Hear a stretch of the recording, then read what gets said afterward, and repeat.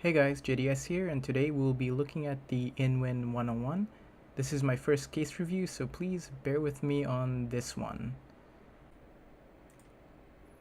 The InWin 101 is an ATX Mid Tower Case that features USB ports at the top, as well as a dedicated headphone and microphone jack, a tempered glass side panel.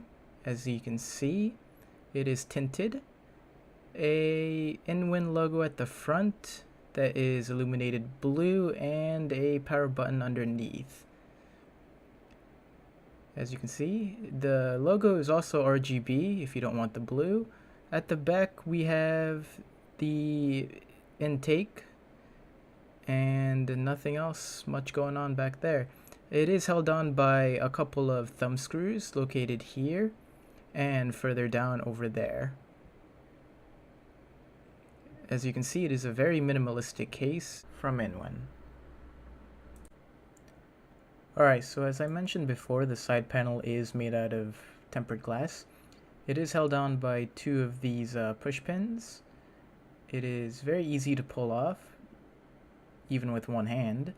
It hooks onto the bottom of the case rather simply, like so, and you can lift off, and there you go. There's the side panel removed.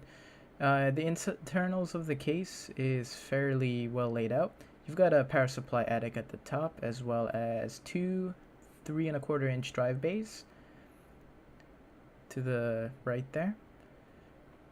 The drive bays can be pulled out relatively easily. There is a sled for them, as you can see. And now moving on to the rest of the case.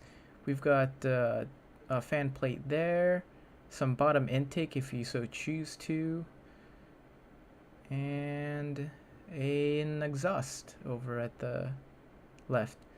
For anyone wondering, I have put my X99 system in here with an i7 5820K, it's 32 gigs of RAM, as well as a GTX 1080 Ti and an RTX 2070. I wanted to showcase what it would look like with two graphics cards into the case. For anyone that's running, a dual GPU setup such as myself in my main system.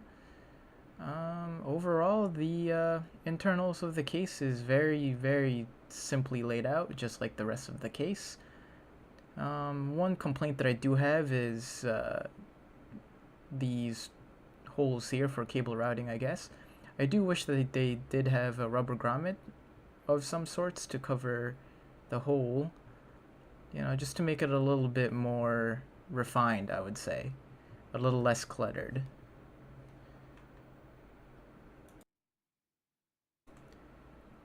Alright, so moving on to the back panel, it is held on by two of these thumb screws, one here and one further down to the left. The rear panel hooks on the same way as the front panel, so you just kind of lift it off there. The cable managing in this case is rather simple. Now, my cable management is not the best, but as you can see, you've got plenty of room for cables. Here we have the 2½ inch drive bays, or 2½ inch drive studs. There's two of them here. So we've got the 850 watt power supply up there. And as you can see, the case did come supplied with zip ties, so that's not too much of a worry. The cable routing points are very, very well laid out, for a case this size at least. In the power supply shroud, we've got plenty of room to just stuff cables in there. I did get a little bit lazy towards the end with my cable managing, but being that this is the rear panel, I wasn't really too worried about it. There is plenty of room up there for a bunch of hubs if you so desired. For example, I have my Thermaltake fan hub mounted at the top. Here we have the fan plate. It is removable. It's held on by those two screws. It'll support all the way up to a 240mm radiator. One thing to note, the fans that this case is supplied with, which is none actually, but the fans that this case does support are only 120 mil fans. You can't put any 140 mil fans here, so do note that's pretty important. The fan plate is located there. What else do I need to cover? Well, all in all, the cable management in this case is fairly simple to do. Not the worst, but certainly isn't the best either. I do wish that InWin did add some more room, maybe like a half an inch out.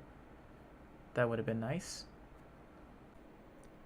So in conclusion, this is a very well built case from InWin that combines some old school features with new school style.